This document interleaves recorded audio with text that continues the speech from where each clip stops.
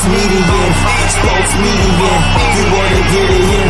Spomedians, Spomedians, Spomedians, you wanna get it in. Spomedians.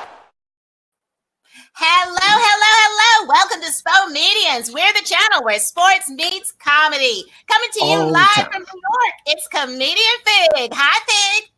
Hey, darling. Hey, and coming to you live from LA, it is Marc Howard. Hey, Marc. What it do, y'all? Still sunny in LA. Still sunny in LA. Oh my goodness. Yes. And you guys, we've got HBO Def Comedy Jam comedian with us in the house, Damon Williams. He is here. He'll be with us tonight. And I'm Darryl and Wright, broadcasting live from Cincinnati. How's it going, guys? Ohio. Ohio. All right. So are you guys getting heat wave? Do you guys have the heat wave there in New York? Because I mean, it's hot here. We feeling a little heat on us. It's about to come into the 90s straight through for a few days. But as long as we got a little AC, we be all right. Yeah. What about you, Marc? How's it going in LA? Is it hot? You know, for hot? For LA, no. For LA, we've actually been more cooler. It's not in the triple digit 90s. It's been low 80s, 70s. So what that means is we're going to pay for it later. Trust me when I tell you. Yes. I know Chicago is feeling a heat wave. I know Cincy is hot as all get out. It's just hot here. Hot. All right, you ready to get started? Let's do it. Let's do it. Oh, before we get started, Fig, I want to say happy anniversary. 18. Thank you. Yeah. Thank you. You and your lovely wife. Happy anniversary, man. All right. So our topic last Sunday night, boxing world lost one of its legends. Hall of Famer Pernell Whitaker was killed. We know he was struck by a vehicle in his hometown of Virginia Beach. So sad. He was for a time considered to be the best boxer pound for pound, and many boxing experts are saying that he's the one and only one of the few who could have beaten Floyd Mayweather had they been in the same era. All right, so guys, where does he rank in your minds as an all-time fighter? Do you think he could have beaten Floyd Mayweather? What do you think, Marc? You know, I know a lot of people feel that way. He's more of a defensive fighter more so than Floyd was. He can make you miss, and he can get you frustrated. But I think for someone like Floyd, who was very tactical, he would have been able to find a way through that, and he would not have been able to get away with not being able to punch a lot. He won a lot of fights. First off, the peace and condolences to the Whitaker family, man. Yeah, you know what? I would say it would have been a good fight. It would have been one of those times back in the day where you had fights go 2 and 3 times over. I could have seen a Mayweather Whitaker 1-2, but I also feel too as well. That could have beat Mayweather is Sugar Ray Leonard could have given Whitaker plenty of handfuls too before the detached retina. But yeah, Sugar Ray Leonard was the real deal. But no. Yeah, what do you think, Fig? What do you think? Good job, Marc. What do you think, Fig? Listen, well, first off, my condolences to the Whitaker family. Just like Marc said, I'm not sure. They're both defensive fighters, so that would have been the fight with probably very few punches. Yeah, because they both were defensive geniuses in the ring. I mean, you could hardly hit Pernell Whitaker with body shots, let alone headshots. I mean, he was a master at defense. He'd get all down on the ground, make you miss, all kinds of stuff. I'm not sure. I would love to have seen both of those guys in their prime go at it. But I'm not sure. It would be a great fight. It would be one of those fights that we'd probably be talking about for 10, 20, 30 years to come. I'm not sure who would have won, but let me tell you something. Pay-per-view, I would have tuned in to see that one. That would have been absolutely amazing. You know the thing is real quick is that Money Mayweather could slip punches, but Pernell Whitaker, like, he had spider senses. He knew when the punch was coming, so it was impossible to hit him. But go ahead. Okay. All right. Let's keep it moving. Good job, guys. So talking NBA offseason, the Philadelphia 76ers locked up one of the future stars by extending the contract of Ben Simmons. So last year he made the All-Star as a second-year player, averaging about 17 points per game, and led the team 7.7 assists per game and 1.25 steals per game. So was this extension the right move right now? Fig, what do you think? Listen, you know what? I'm not really sure which direction the Sixers are going with this. I mean, I like him as a player. He doesn't have much of a shot, and when he needs to go to the hole and pass the ball in order to be effective, but then you have Joel Embiid, which is right down there in the middle. Then they just picked up Al Horford, which also is going to clog up the paint. I don't know how Ben Simmons can sort of work effectively with having these guys in the paint down low. Ben Simmons did his best work when Joel Embiid was on the bench. That's when he scored the most amount of points, and that's when he seen where he really thrived. I mean, I like Simmons as a player, but as a point guard, I'm not really sure. But you know what? He's a young star. I think the Sixers had to go with him, but I think in order for them to be at their best, one of those two guys seem like they have to go, either Ben Simmons or Joel Embiid, in order for them to function at a high percentage. But that's just my opinion. I'm not really sure how they're gonna do it. He's a point guard with no jump shot. Mark, I tell you, you're pretty quiet over there. Are you agreeing with Fig? I'm listening to it, but no, honestly, he's not a point guard. He's not a point guard. He just can bring the ball up. He's tall. He could make some other particular pass. He uses that there, but no. People have been trying to compare him to be another version of my idol, Magic Johnson. No, don't put that in the same sentence. I think right now at this point, he's very overrated. Wasn't an all-star, second-year player. Although he did, he came in 3 years ago. He didn't play his first year because of injury, but he started 2 years ago. Now it'll be his third year of actually playing. And I'm going to be part of the game. I think it's not that he can't shoot. He doesn't shoot. He won't shoot. Fig, if you get on the court, you will at least have a chance to make more jump shots than he, because you'll at least shoot them. He won't shoot them. So why won't he shoot them? What's wrong with him? The boy is scared. He ain't got no shot. Because he can't. It's just like him trying to take Darryl on a date. He ain't got no shot. He got no shot. None at all. None at all. Wow. I'm saying to you. So now I think I get why they did it, but I would have waited. I would have waited. He'd had to be mad. But I said, you got to show me something, because he's replaced. He's replaceable. So no, I'm not. Yeah. That's it. Right, no more dead air. Go on to the next question. That's it. All right, let's go for it. In the news, have you guys heard of this photo app? It's called Face App. Apparently, it is an app that you can take a picture of yourself, upload it to this app, and it can turn you from a man into a woman. It can turn you from your age to make you look like 10 years, 20 years older. All right. The problem is it was designed by the Russians. So my question to you is, guys, would you do it? Do you want to know? You want to know what you look like 10 years from now? Yes or no? Mark, what do you think? I just downloaded the app. And I posted something before we started. And yeah, I did one with me being older. Oh, yes. And I just put it. Yes. The funniest thing about it is the way my nose looks. But it's funny. I mean, and it makes you look younger. I didn't know about the woman part. I know they said there was some apps doing that stuff on Snapchat with that. I'm a little old school, man. I'm a little too old school for all that. I don't want to put that look with me being a woman nowhere near all that type stuff, man. I see Fig. We down on that, man. We ain't rolling with all that. My daddy ain't alive, but you know what? But he cremated. My daddy would still reach up and choke me to death if he saw me playing like. Oh boy! Okay. You know what, Mark? Will you upload that picture so he can see it? It's posted. I posted it. Old man, but yes, but you won't see me doing. You won't see me doing the female. Let me tell you something. I don't wear pink or peach. I don't put studs in my ears. Oh man! And I eat quiche. So, Oh, okay. yeah. Fig, what about you? Have you done the app?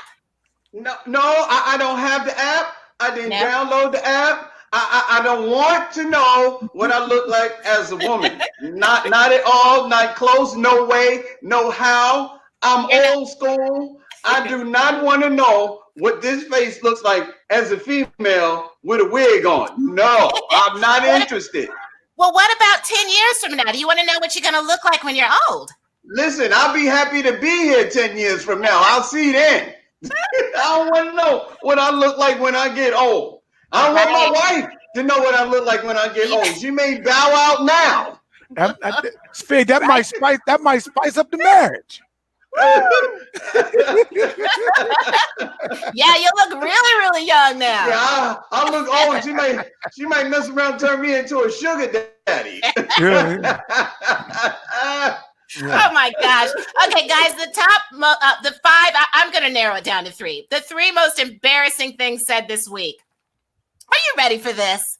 Yeah. All right. So a white Republican congressman said he's a person of color.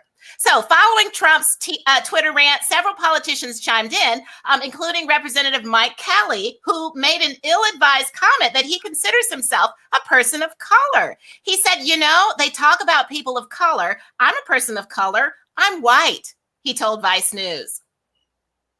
Then the same congressman, he said the four Democratic congresswomen are the reason that there are directions on a shampoo bottle. Senator John Kennedy came to President Trump's defense and said he didn't believe Trump's comments were racist. Speaking to Fox News' Tucker Carlson early this week, Kennedy said the four congresswomen are entitled to their opinion. They're Americans, but I'm entitled to my opinion, and I just think they're left-wing cracks. And they're the reason there are differences, or directions rather, on a shampoo bottle. I think we should ignore them. Guys, what do you think? Is it too much? Who you want to hear from? Mark. I think white people like them are racist as hell. But you know what is a color in the crayon box? Absolutely. I love the funniest line I remember hearing from my favorite show growing up was Sanford and Son. And the police officer, he tried to fake like he was robbed, and the police officer had colored, and he said, yeah. So I ain't got a problem with all that. The shampoo, the direction of the shampoo, all I said is a direction for Tucker Carlson. Screw the shampoo box on from inside his head because he ain't crap. That's how I get that. Oh, woo! All right. You know what, guys? We've got a guest here. We've got our guest. He is here in the house. HBO, Def Jam, BET, Comicview, Damon Williams is in the house. Damon! Yeah. What's up, man? Still back. Okay, so I'm still backstage.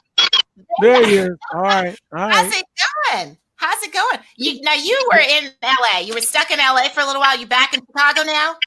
Well, I was in the Bay Area, but yeah, I'm home. I'm home for a minute, then I'm leaving out again tomorrow. Oh my gosh. Yeah, you're a busy guy, huh? Yeah, it's gotta be. They'll tell you. Damon stay working. Does he? That's a good man working. That's great. Damon, who are your top three teams? Who's your top three? In sports in general, my top favorite team.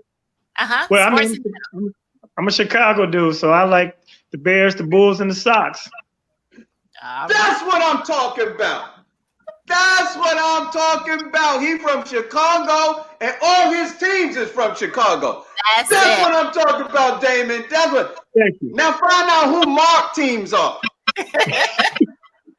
We're not going there, not just yet. Just hold your horses, Marc. All right, so Damon. Yeah. You perform comedy all over the world. You've been all over the world, doing your thing.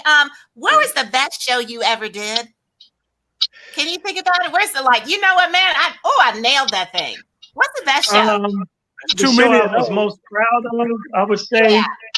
Yeah. When I toured. I opened for the Kings of Comedy, and that tour was like on a major scale, like the best thing that ever happened to comedy to that point, and really probably in history still. for them to come together like that. So when we got to LA, my point was to open the beginning of the show, do a few minutes before Steve Harvey came out, then at the intermission, do a few more minutes before Steve came out. But Steve always said, they had a clock for me, there's a countdown, tell you when your time is up. Steve said, if I'm not standing there, I ain't ready to go on yet, so keep going. So in LA, he wanted the house to be full and everybody be buzzing. So he took like 15, 20 minutes. So I just got a chance to just rip the LA film. And I think that was one of my favorite shows. Of course, to come home and do that show at the Niner Center, the house Michael built, was also a great achievement, accomplishment, and fun. Nice. Yeah. Oh, nice. Yes. Oh man. You're also in that funny chair for a Tom Joyner Morning Show. The funny chair. Yeah. How hard is that? I mean, how many minutes do you get? Well, I'm on for the whole show on Friday, so I'm a part of the team. So funny chair. Okay. The funny chair term came about when J. Anthony Brown departed the show. Someone had to sit in his chair. And so they had different comedians daily in the spots. So now I finally got my day on Friday. So, it's a beautiful thing because I got good chemistry with Tom and Sybil. So it was always a natural thing because I filled in for Jay a lot when he was starting to, depart the show. Yeah. Yeah. So do you nice to see you working, boy. Yes, absolutely. Yeah, but Tom is retiring at the end of the year, so we don't know what's going to happen with the show because it's transitioning to Ricky Smiley, and Ricky already got a crew. We don't know who's staying, who's going. So I'm trying to make the best of that funny chair right now. I'm telling everybody everywhere to listen now, so they can know my name when I come around in case I ain't on the show next year. Absolutely. We will be tuning in. We'll definitely be tuning in for that. You've got a comedy club there in Chicago. Is that true? Yeah, well, Riddle's Comedy Club always existed, but the owner he got a little older and he moved to Florida and he was, was starting to decline. And there are not many comedy clubs around America for comics like us who, you're not a household name, but you've been in the game and you're funny, you got a following, but you don't have a trillion social media followers. So the purpose for me was to have a home base and also a place to extend work to my friends who some of us have been marginalized, and then some of the mainstream clubs don't use us. So Chicago should not be without a comedy club where Marc and Fig and Tony Roberts and Marvin Dixon and people like that who've been in the game for a long time should be able to come and work. So that's what I'm doing. Absolutely. Yeah. Yes, sir. Riddles is nice. Huh? Riddles is a nice club. Yeah, it's an actual comedy club, old school comedy club designed for comedy. And, and it's good to have an incubator also for our up and coming comics in Chicago, because that's how we all got started. And we passed the torch down to other comics. Like, I was in the class with Deion Cole and B. Cole and George Wilborn, Tony Schofield, Kenny Howe, Dale Gibbons. And after us came D-Ray and Marcus Combs and people like that. And then he passed. There's some names right there, boy. There's some names right there. We got a squad. And, he passed it down to Lil Rel. There's another brother named Calvin Evans you should look out for because he's just about to be on the show The South Side, which just came out on Comedy Central. So, it's about keeping that legacy going, too. What's his name again? Calvin Evans. Calvin Evans. We got to listen out for that name. Man, it's funny. The Chicago comics bring it, and my whole theory is that the comic in Chicago is like hard, grimy, because it's cold as all get out, man. So you telling jokes for your life up in that really? A bit of edge with you, Chicago. Who dudes is like, I need to be funny so I can stay inside with warm. Chicago brings and you got black folks coming out spending their hard-earned money in the freezing cold in Chicago. You better be funny when they get to that club. And that's really a valid point. And to be honest, like in the summer, our clubs are not packed.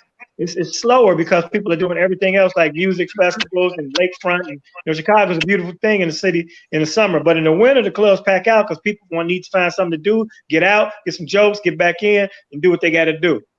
Exactly. So Damon, how do you handle hecklers? What do you do? Do you cap? Oh yeah, you see, it depends on the point of a heckler. If they're heckling because of something I said or a joke, I'm not defensive about that. But if it's a personal attack, then it's time to kill your life. Like I welcome a heckler. I don't like to stop my show But we've been doing this long enough where we got superior, ammunition. You have for me, I ain't even got to see you. But you know what? I found out now, though, comics and any comedians watching, it's a fine line between being funny and snapping on somebody and being tough guy and challenging people. Because now, it's dangerous. Most of these clubs don't have adequate security. People are sensitive. You saw what happened with Steve Brown. The guy ran up there and was fighting him and throwing him. Oh, wow. Yeah. So don't let that microphone give you extra courage. Stay in your lane. Oh my goodness. You know what, Damon? I just have to say, I saw this the other night. I saw this the other night. This lady, one of your shows, this lady had fallen asleep. Do you remember that? Oh my God! And you turned that speaker around. Yeah, now that was really one of my favorite moments in a comedy show. And let me just say for the record, she was asleep almost before I got up there. I was last, and it was a long show, and it was a day show, so it was like they had a live band, they had a free buffet, and so it was several comics before me, and I got up there and I noticed her sleep, and I said, and she didn't wake. But when I put that monitor in her face, and she woke up, I actually went back. That was Akron, Ohio, with a comedian, Uncle Pimpin's birthday. I actually went back there and I met that lady. Was she mad? Damon, was she mad? No, she wasn't mad. What could she do? She fell asleep and she woke up. Actually, she had a bad day. She had a loved one, had a situation that she was dealing with. But I think it was just brown liquor. You can't do brown liquor in the daytime. Brown liquor, and you said a free buffet. So she had liquor and a full belly. Yeah. Hennessy and Hyder. All right, man. So what do you have coming up next, Damon? Oh, go on, Mark. Oh no, I was just gonna say it just brings me memory because Damon's real cool, Mark? man. Yeah, can you hear me? Can you hear me? Yeah. Oh, okay. Yeah, go ahead. No, I would just say it just brings back the heart when I meet these comics, man. And I remember meeting Damon back at the Apollo Comedy Hour. And at the Apollo, and Damon used to do his thing where he looked like Eazy-E with the Jericho. He was all backstage the whole time before this thing, walked out. Dude, he took all that off. I never forget that guy ever since then, man. But nah, man, he's one of the realest genuine guys in this game, man. And that was my groundbreaking bit, And the crazy part about Apollo Comedy, like you said, since they brought us from the audience to come to stage, if you had like a disguise like I had, you had to put it on and sit in the audience the whole time. Yeah. And this was in the East Coast. So, East West Coast was kind of still on some bull, and I had the Eazy-E look, and they was roasting the hell out of me the whole time I was sitting there. So when I revealed, it was amazing. That was a crazy thing. I remember that vividly. Oh, my God. Oh, man. So, Damon, what do you have coming up next? What's coming up next for you, Damon? Okay. Actually, I'm leaving this Saturday. I'm doing a cruise. It's a Festival at Sea. It's an all-black cruise. It's a charter. They have Cedric Entertainers going to be on the cruise. Salt Pepper. A few other acts. I don't even know who else is on the show, but it's their 27th or 28th annual sailing. And after that, when I come back, it's the Martha's Vineyard Comedy Festival, and that's all of August. So those are two of the main things. Of course, every Friday and Saturday, if you're in Chicago or coming to Chicago, you want to get to Riddles. I have Marc Curry's coming in August. This week, I got Just Niche, who's been killing it, McGriff from St. Louis. A young brother named Prince T-Dub. He's a social media phenom. And so we mixing it up. I'm trying to do traditional comics and then throw in a couple of the young guns, to let them get their feet wet and see if they got the chops to handle it. Right, oh, man. Cool. Festival at Sea is great. I did Festival at Sea. That's a beautiful cruise. Lovely audience, man. I did that Festival at Sea before. Yeah. Damon, man, it was so good to see you. Thanks for coming out. Will you come back? Yeah, I'll come back. And look, I thought I was gonna have to talk about sports. I've been brushing up on my sports talk. I'm glad we didn't, because I ain't watched sports all summer. All right, man. When you come back, we're gonna ask you all kinds of questions about Chicago. All right, bet. R.I.P. Sweet Pea. Okay. I know. All right, guys, because we live in this world so fast, President Trump, well, let me say President Trump. President Trump, you know what he said to the 4 women of color, that they needed to go back to their places where they live and clean it up if they didn't like the United States. You know, are we getting numb to him? Yes or no? 30 seconds. Mark, what do you think? Are we getting numb to him? We pay attention to him. I can't use the term I really call him. I'll just say he's that piece of crap in the White House, and him saying what he said, people just allowing it. And, you know, I just say, America, we voted a racist into the White House. Well, there's that. What do you think, Fig? I don't pay attention to anything Trump at all. I do my absolute best to avoid him so I can live my best life.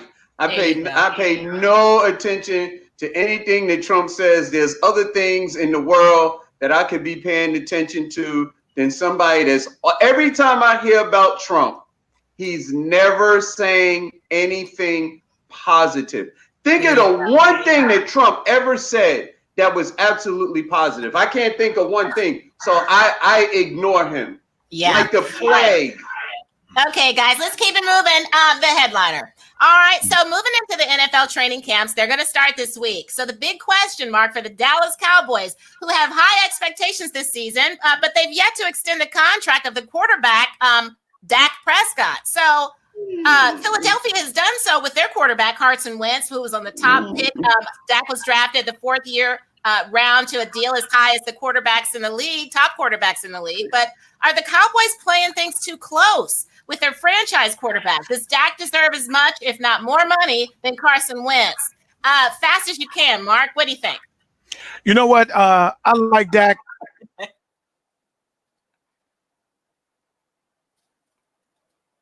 That's that, man. Don't worry about it. He's gonna earn his money.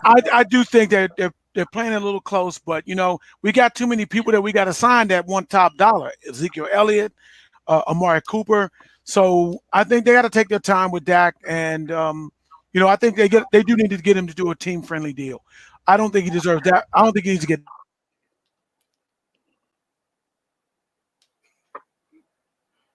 that much money. Carson Wentz, and definitely, we gonna win. We still gonna win. Ain't we, Fig? Okay. Yeah. What do you think, Fig? Listen, the last time I checked, it was a quarterback's league. I don't care who they got to sign. I think you need to sign your quarterback because it's a quarterback's league.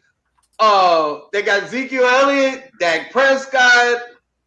They got a bunch of other players they're going to sign, but they're not going to sign the one guy who's been holding their franchise together ever since Tony Romo, the guy who owns the Rib House, got injured and left and went into the broadcast booth. You're not going to sign Dak Prescott? That's why the Dallas Cowboys are an accident waiting to happen, because they always mess things up. They get you right there, and then they mess it up. Oh, Don't guys, be a copycat, Fig. Don't be a copycat. Okay, guys, guess what? We're out of time. We're out of time. No, it can't be. Yes, we're out of time. Before we go, we want to thank everyone for joining the show. Our 5,000 followers. We want to give you a big shout out. Thank you, everybody. We appreciate you. Yes. We want to thank our producers and our executive producer, management, our IT team. You guys are a phenomenal team, and we are so grateful.